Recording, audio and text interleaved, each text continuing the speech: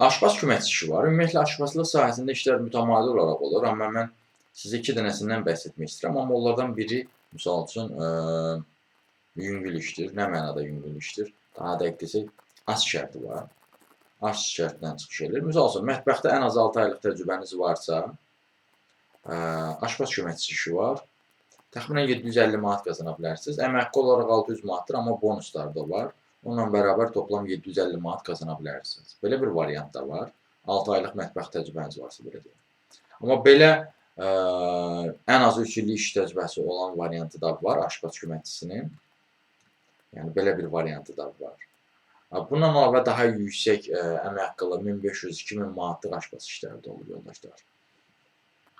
O işlərə də müraciət etməkdə dəstək istəyirsinizsə, və yaxud da şirniyyat sahəsində də işlər olur, və yaxud da fərqli sahələrdəki işlərlə də tanış olmaq istəyirsinizsə, bir sözlə iş tapmazda çətinlik çəkirsinizsə, onunla bağlı dəstəklər üçün əlaqə vasitəsindən mesaj yaza bilərsiniz. Əlaqə vasitəsi profildə qeyd olunubdur. Siz bu videonu harada görürsünüzsə, kanala daxil olun.